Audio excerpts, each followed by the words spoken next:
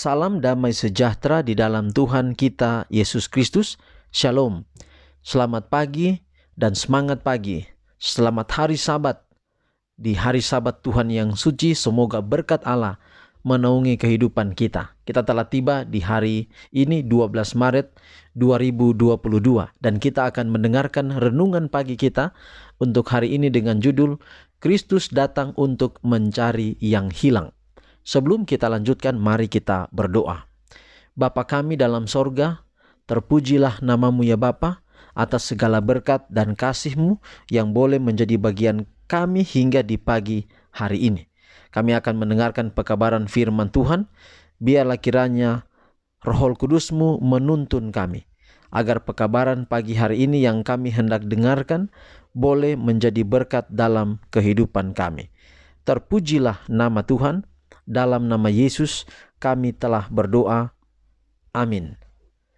Saudaraku yang kekasih, renungan pagi kita hari ini 12 Maret 2022 dengan judul Kristus datang untuk mencari yang hilang. Dan ayat tema kita terdapat dalam Lukas 19 ayat 10.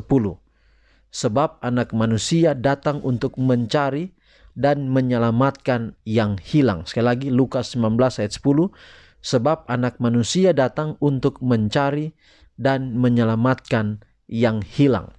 Lukas pasal 19 ayat 10 adalah bagian ayat terakhir dari Lukas pasal 19 ayat 1 hingga 10, cerita tentang seorang pemungut cukai, dan dia juga adalah seorang kepala pemungut cukai yang bernama Sakeus.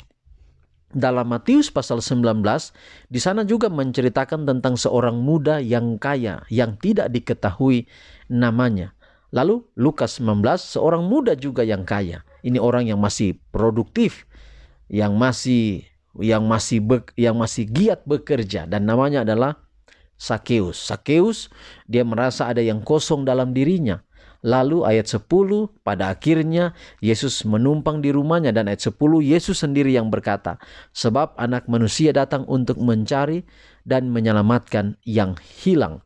Orang yang statusnya seperti Sakeus dianggap hina oleh orang lain karena berdosa menurut pandangan orang lain. Tapi Kristus datang untuk mencari dia.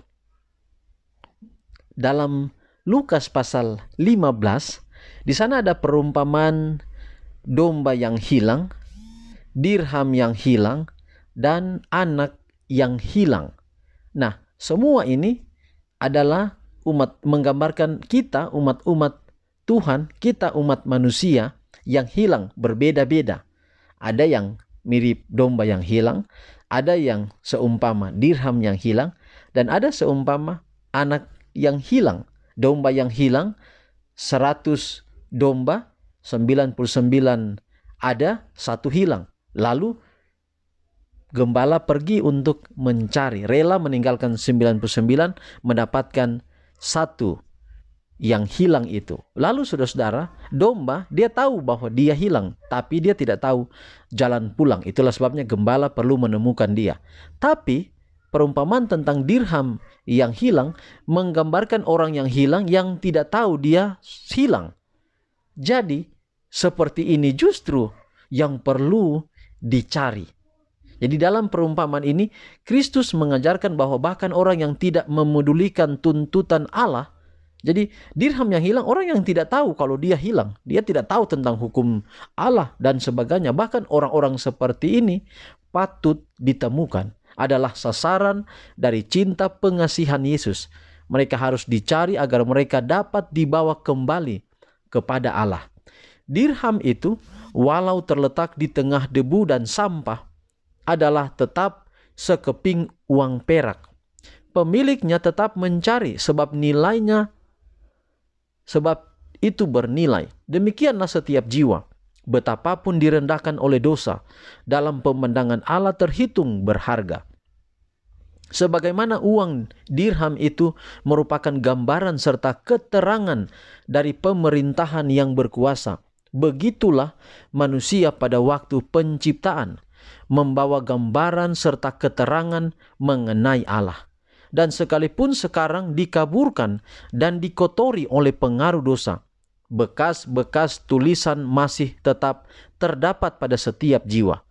Allah ingin memulihkan jiwa itu dan mencantumkan kembali petanya sendiri dalam kebenaran dan kesucian. Perempuan dalam perumpamaan ini mencari dirhamnya yang hilang dengan tekun. Begitu pula dalam keluarga. Jika seorang anggota keluarga yang hilang dari Allah, segala daya haruslah dikerahkan untuk mencarinya kembali. Demikian pula kepada semua pihak lainnya. Hendaklah diadakan pemeriksaan diri yang tekun dan saksama. Hendaklah praktek kehidupan itu diselidiki. Perhatikanlah jika tidak ada beberapa kesalahan, beberapa kekeliruan dalam pelaksanaannya, yang olehnya jiwa itu dikeraskan dalam ketiadaan penyesalan akan dosanya. Walaupun ada cacat pada umat Allah, Kristus tidak meninggalkan objek pengawasannya.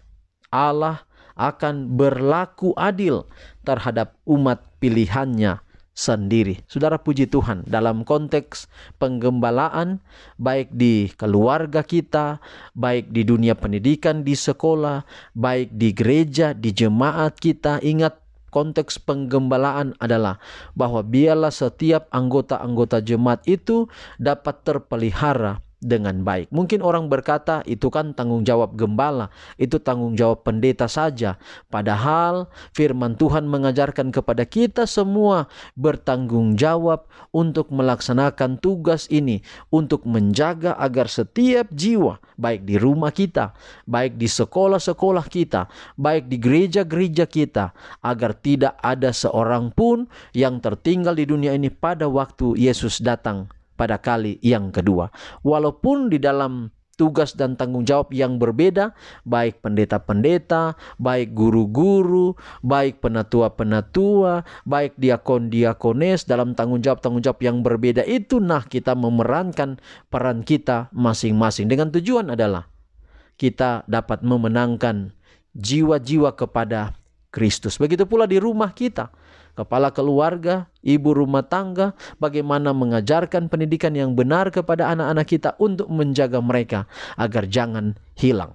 Saudara-saudaraku, kalau kita berupaya sedemikian rupa, bahkan kita merindu agar banyak orang dimenangkan bagi Kristus, apalagi Kristus. Judul kita hari ini, Kristus datang untuk mencari yang hilang. Orang yang status kehilangannya bahkan sama seperti dirham, dia tidak tahu kalau dia hilang, artinya bahwa betapa rendahnya, betapa dalamnya dosa yang dia lalui, Tuhan pun mencari dia. Mungkin suatu saat saudara pergi di pinggir jalan, ada seorang yang mabuk, saudara berkata, orang ini tidak perlu ditolong, orang ini tidak perlu dikasihani.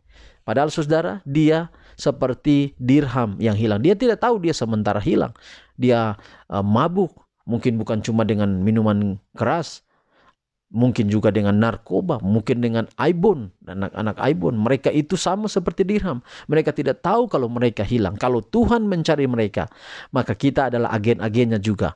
Kita menolong mereka, mencari mereka agar mereka ditemukan. Dan kalau Yesus datang, mereka ada dalam kerajaan sorga. Biarlah pekabaran hari ini boleh menjadi bagian dalam kehidupan kita. Mari kita jadi saluran berkat.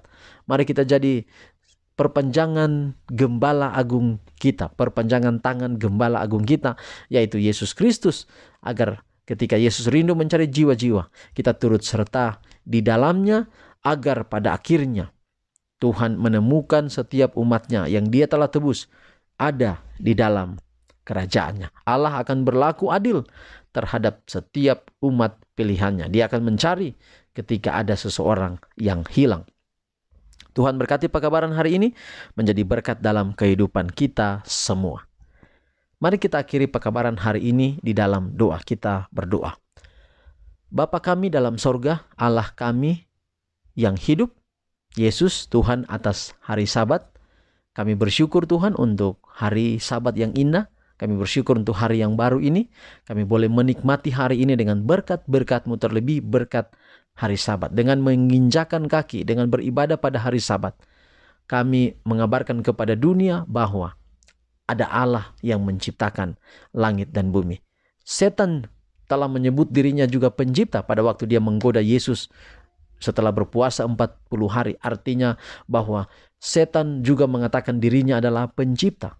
Dia akan menciptakan juga hari Sabatnya yang palsu untuk orang banyak juga ikut di sana. Itulah sebabnya Tuhan, hari ini kiranya ini menjadi hari yang penuh dengan sukacita, di mana hari ini banyak orang yang bersabat menyatakan kepada dunia bahwa Tuhanlah pencipta langit dan bumi. Terima kasih untuk pelajaran hari ini, bahwa hilang dalam konteks dirham sekalipun, Tuhan datang untuk mencari. Sanggupkan kami, para pendeta, para penatua, para diakon-diakones, guru-guru, misionaris, TSPM, agar disanggupkan kami untuk pergi mendapatkan mereka yang hilang dan ditemukan untuk dibawa kembali ke dalam kerajaan-Mu. Berkati kami hari ini di hari Sabat Tuhan yang suci dalam peribadatan. Tuhan memberkati Saudara Martin Dondokambe yang juga hari ini berhari ulang tahun sebagai penatua ada di Jemaat Bukit Loreng. Tuhan juga kiranya memberkati semua pelayanan hari ini dalam ibadah.